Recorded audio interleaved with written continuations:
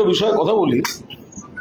আমি একজন নির্বাচিত বিধায়ক, বেলেঘাটা কেন্দ্র থেকে আমি বিধানসভায় এসেছি মমতা বন্দ্যোপাধ্যায়ের নেতৃত্বাধীন সর্বভারতীয় তৃণমূল কংগ্রেসের বিধায়ক হিসেবে। এখন অনৈতিকভাবে বিচারাধীন যে অংশটিকে বিরোধী দল করেছেন মাননীয় অধ্যক্ষ,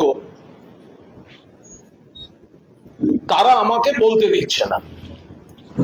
তারা সকলকে অ্যালাউ করবে, কিন্তু তারা আমাকে বলতে দিচ্ছে না। এর আগে গুন্ডা দমন বিল নিয়ে আমাদের পরিষদীয় নেতা শোভনদেব চট্টোপাধ্যায় আমার নাম দিয়েছিলেন। তথাকথিত স্পিকার পোষিত অনৈতিকভাবে নিযুক্ত যে বিরোধী শিবির, নিয়ম মতো তো অপোজিশন চিফ হুইপকে অপোজিশনের নাম পাঠাতে হবে। এখন অনৈতিকভাবে তার হাতে দায়িত্ব দিয়েছেন, তাদের দিকে আমার নাম কাটা হয়েছে। আজ হোম বাজেট আমাদের দল থেকে, আমাদের শিবির থেকে, আমরা মূল দল একটা স্পিকার ওনাদের অনৈতিকভাবে দায়িত্ব দিয়েছেন। শোভনদেব চট্টোপাধ্যায় আমার নাম বক্তা হিসেবে দিয়েছিলেন। কোনো আলোচনা ছাড়া, কিচ্ছু না জানিয়ে আমার নাম আজকেও বাদ দিয়ে দেওয়া হয়েছে। আমি হোমে মাননীয় মুখ্যমন্ত্রী, পুলিশ মন্ত্রী তাকে বলতাম এটা কি হচ্ছে। মমতাদির নেতৃত্বে যে মূল দল, সেটাকে ভাঙার জন্য পুলিশ ব্যবহৃত হচ্ছে। অ্যারেস্ট, ডিটেনশন, ধরপাকড় 21শে জুলাইও যাতে না আসতে পারে, আমাদের নেতাদেরকে সব থানায় থানায় অ্যারেস্ট করে রাখা। 20 তারিখ রাতে আমার বাড়িতে হামলা, লোক গেছে। সরকার চায় না আমি বলি, তাই এদেরকে বিটিংটা, দালালগুলোকে সামনে রেখে আমার নাম বাদ দিচ্ছে। কন্ট্রোলের চেষ্টা হচ্ছে বিধানসভার মধ্যে। স্পিকারকে আমি বলেছি, স্পিকার বা মুখ্যমন্ত্রী যেটা বলতে চাইছেন সেটা হচ্ছে, এটা তো বিরোধী দলের ব্যাপার, কারা বলবে কি, আমরা এর মধ্যে ঢুকবো না। ভুল। যাতে সরকারকে প্রকৃত আক্রমণ না নিতে হয়, সেই জন্যই তো একটা দামি বিরোধী দল অনৈতিকভাবে তাদেরকে পুষছে। দামি বিরোধী দল পুষছে যাতে অরিজিনাল সমালোচনা না আসে। এটা কি করে হতে পারে বলুন? আমি একজন বিধায়ক হিসেবে আমার নাম দেওয়া হচ্ছে আর তারা কেটে দিচ্ছেন, তার নাম বাদ দিয়ে দিচ্ছেন। আমি বললাম তাদের সঙ্গে কথা, পরিষদীয় রীতিতে বলতে হয়। তাতে ওখানকার একজন সিনিয়র বিধায়ক বলেন 100 বার নাম দিয়ে দেওয়া হবে, আপনি আমাদের দিকে চলে আসুন, কোনো অসুবিধা থাকবে না। এটা কোনো কথা? বিধানসভা আমায় বলতে দেওয়া হবে না যদি না আমি মানে ওই শিবিরে যাই?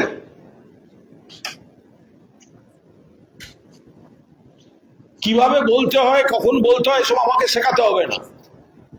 কিন্তু এত বড় অন্যায়টা বিধানসভায় কি করে হচ্ছে? আর স্পিকার সেটা দেখছেন, লিডার অফ দ্য হাউস মুখ্যমন্ত্রী সেগুলোকে মদত দিচ্ছেন আর বলছেন ওগুলো বিরোধীদের ব্যাপার। আপনারাই তো বিরোধীদের ভেঙে আপনারা নিজেদের পোষা বিরোধী শিবির তৈরি করছেন, যাতে আপনাদের নিরাপদে আপনারাই সরকারে থাকবেন, আবার অফিসিয়াল বিরোধী পক্ষে আপনাদের লোকই বসাবেন, আপনারাই ঠিক করে দেবেন। পুলিশ প্রশাসনকে ব্যবহার করা হচ্ছে ওইদিকে এমএলএদেরকে পাঠিয়ে দেওয়ার জন্য। আমি এর তীব্র নিন্দা করছি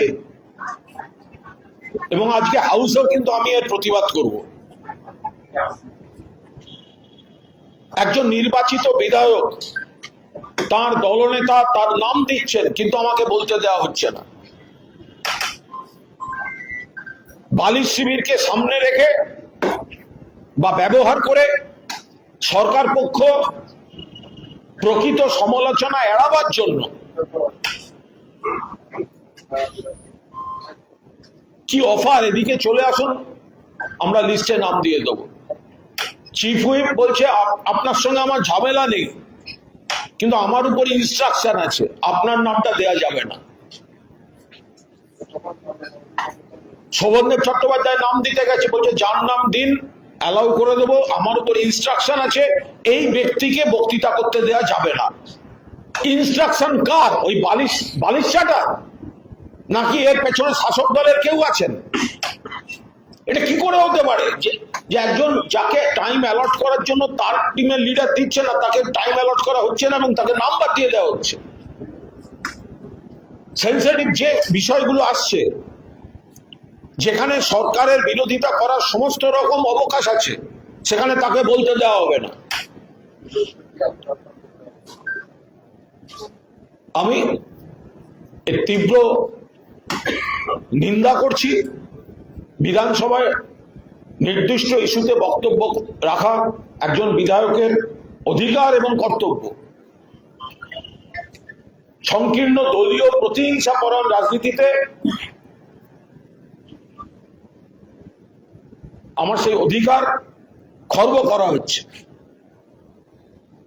একাধিক গুরুত্বপূর্ণ বিলে আমার নাম দেওয়া হচ্ছে, কিন্তু সেই নাম শোভনদেব চট্টোপাধ্যায় দিলেও কেটে দিচ্ছে। কোন আখরুজ্জামান নিজের এলাকায় ঢুকতে পারছে না, এখানে বসে দালালি করছে বিজেপি। আখরুজ্জামানের এলাকার মানুষ জেনে রাখুন, আপনাদের বিধায়ক এখানে বিজেপির পা চাটছে, বিজেপির দালালি করছে এখানে বসে। আপনারা ভোট দিয়েছিলেন বিজেপির বিরুদ্ধে বলার জন্য, আপনারা ভোট দিয়েছিলেন তৃণমূলকে, মমতাদির প্রার্থী আখরুজ্জামানকে। আখরুজ্জামানের সঙ্গে আমার কোনো ব্যক্তিগত ঝগড়া নেই। আমার নাম কেটেছে তো আজকে নিজে বলতে উঠবে, ওর বক্তৃতা শুরুও করবে, ও শেষ করতে পারবে কিনা সেটা ওর দায়িত্ব।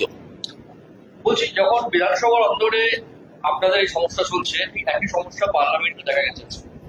এনসিপি এর সদস্যদের কল্যাণ বন্দ্যোপাধ্যায় চুক্তি করেছেন, তারা গিয়ে স্পিকারের কাছে গিয়ে নালিশ করেছেন কল্যাণ বন্দ্যোপাধ্যায়ের বিরুদ্ধে।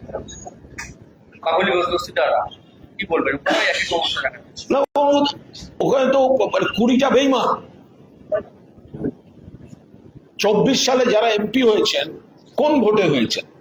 বিজেপি বিরোধী মানুষ তাকে ভোট দিয়েছে মমতা বন্দ্যোপাধ্যায়ের প্রার্থী হিসাবে 5 বছরের জন্য। ওনাদের ভোট আবার 29-এ। মাঝপথে কি করে তাদের দল বদলে যেতে পারে? কি করে তারা দলের বিরুদ্ধে যেতে পারে? তো বেইমান নন? বড় বড় কথা। এক বিচিত্র পর ছিল, খাটের মোড়া দেখলাম, বলছেন আমি কতবার জিতেছি। আরে তোর বায়োডাটা কে চেয়েছে? তুই বারবার বেইমানি করেছিস, সেইটা তুই মনে রাখ।